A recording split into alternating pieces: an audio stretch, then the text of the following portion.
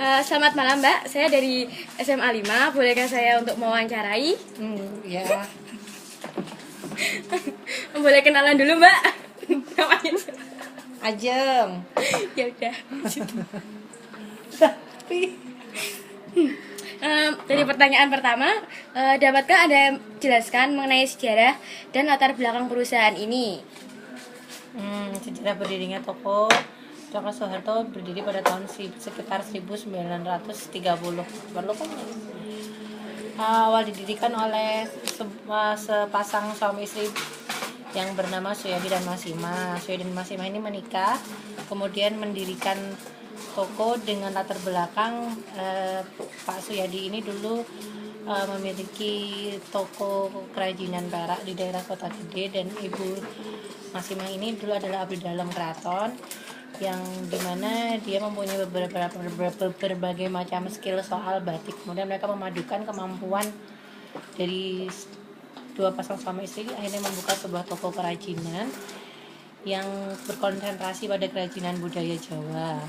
Kemudian mereka menamakan toko ini Cokro Soeharto karena itu adalah nama ketika mereka menikah kemudian punya nama tua istilahnya gitu, dengan namanya Cokro Soeharto. Akhirnya dibentuklah toko Cokro Soeharto ini pada tahun 1930. Awalnya toko ini belum memiliki bangunan toko seperti sekarang. Jadi awalnya dulu Bapak dan Ibu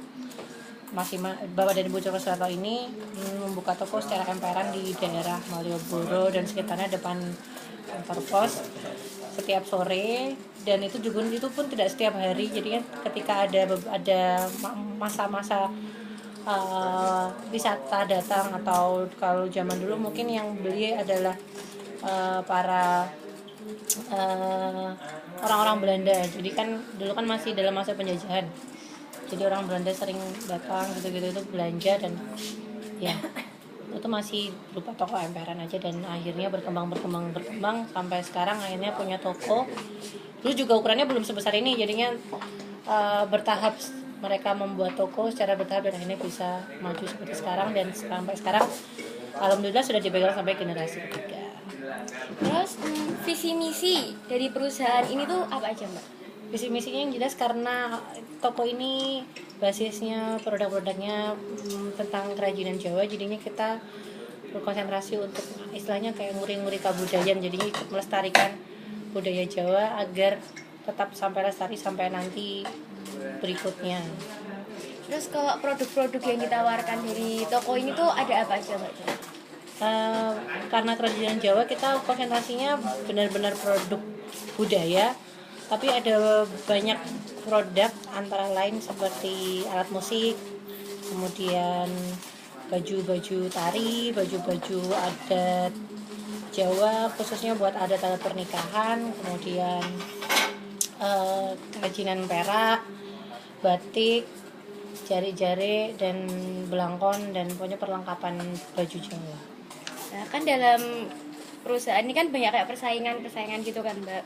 Itu tuh apa yang ingin dicapai oleh perusahaan dalam persaingan untuk memimpin semua pasar industri, atau hanya dalam industri kerajinan tradisional, atau bisa dalam industri lain gitu Mbak? Untuk saat ini sih kita tetap konsentrasinya ke budaya Jawa. Yang jelas karena kita masih belum buka cabang dan kita masih berpusat di Jogja, kita pengen jadi kayak promotor dan satu-satunya toko yang benar-benar hanya Cokro Soeharto aja yang bisa memenuhi kebutuhan Jawa, kebutuhan adat istiadat Jawa.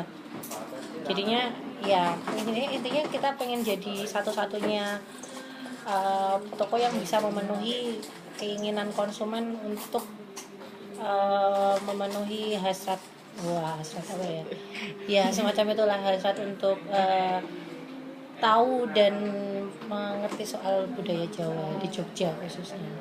Nah kira-kira tuh siapa aja Mbak pelanggannya yang biasanya sering belanja di sini, atau yang biasanya banyak belanja di sini? Kalau untuk saat ini kita yang udah jadi pelanggan tetap kebetulan para abdi dalam, kan karena Cokro Soeharto juga udah jadi toko heritage di Jogja karena kita sudah lama, dan bangunannya juga bangunan lama, jadi udah lama kita menjadi di Dinas Pariwisata udah jadi heritage. Kemudian juga karena abdi dalam juga pasti selalu banyak di sini, jadi mereka sering ikut mempromosikan juga kalau ada para wisatawan yang datang ke keraton gitu-gitu untuk tahu sebenarnya Jogja itu gimana sih. Pasti mereka memberikan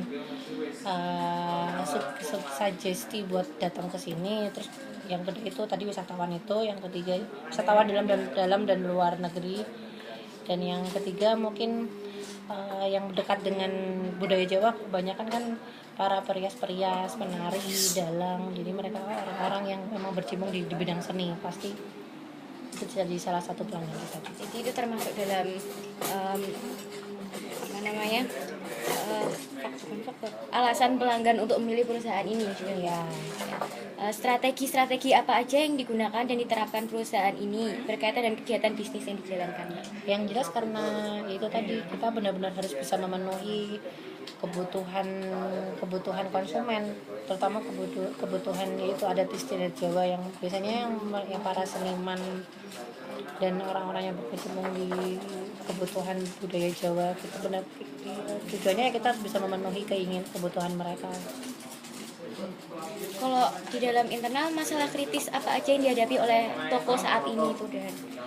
Yang jelas ya itu karena kita kan tujuannya kan melestarikan budaya kebudayaan, kan nggak selamanya itu kan juga nggak selamanya ya, budaya itu kan pasti digembur oleh masa modernitas dan sebagainya. Gimana caranya itu yang membuat kita jadi masalah kritis adalah ketika masyarakat dan orang-orang di luar tuh sudah tidak peduli dengan budaya lagi gitu. Jadi makanya dengan adanya toko ini kita kan berharap semoga orang-orang gitu terutama orang-orang yang tidak orang-orang yang dari luar negeri yang nggak punya banyak budaya gitu, mereka paling nggak jadi mengerti Jogja itu kayak gini gitu. Jadi ya masa kritisnya semoga dengan tetap adanya toko ini tuh jadi tetap lestari budaya Jawa. Terus kalau apakah perusahaan memiliki hubungan kerjasama dengan pihak lain seperti rekanan gitu, pemasok? Ya jelas iya, kita karena kalau zaman dulu emang kita produksi sendiri ya, jadi kita ada beberapa pengrajin yang ikut di sini, bekerja di sini, kemudian kita memproduksi batik-batik sendiri. Tapi seiring bertambahnya waktu dan kebutuhan semakin banyak, kita sudah tidak bisa lagi produksi sendiri, jadi kita tetap mengambil barang-barang dari supplier. Semua barang rata-rata kita ambil dari supplier, yang jelas itu jadi ketersediaan barang dari supplier. Yang kedua rekanan promosi juga kita kan butuh, walaupun emang dari mulut ke mulut sudah banyak yang tahu karena kita adalah toko yang sudah lama, tapi tetap aja kan kita tetap harus meningkatkan promosi. Jadi kita tetap promosi dengan media-media, kemudian juga menjalin hubungan kerjasama dengan beberapa toko sejenis, karena beberapa toko yang ada di Jogja, toko-toko tentang kerajinan gitu, nggak semuanya bisa memenuhi kebutuhan konsumen mereka, dan kebanyakan mereka juga memberikan masukan untuk tamu-tamunya untuk tetap datang ke sini karena dianggap Cokrosoharto itu yang paling bisa memenuhi kebutuhan konsumen. Jadi beberapa toko juga tetap bersama sama kita. Dan para yang seperti kayak guide, terus tukang beca, itu kan bentuk promosi juga. Jadi itu juga hubungan kerjasamanya, promosinya juga dengan orang-orang seperti itu. Terus kalau faktor kekuatan apa yang dimiliki oleh perusahaan secara internal itu menurut Mbak? Karena dari awal saya belum menjelaskan kalau karena ini adalah sudah generasi ketiga, jadi kan kita benar-benar punya hubungan kekeluargaan, walaupun tidak semuanya karyawan yang ada di sini itu berhubungan keluarga, tapi karena basisnya kita adalah perusahaan keluarga, kita menganggap karyawan itu adalah bagian dari keluarga. Jadinya kedekatan hubungan antara karyawan ini dekat gitu, karena kita menjalin hubungan kerjasamanya kekeluargaan. Oh iya, terima kasih. Ya udah sekian dulu Mbak. Terima kasih Mbak atas waktunya. Assalamualaikum. Waalaikumsalam.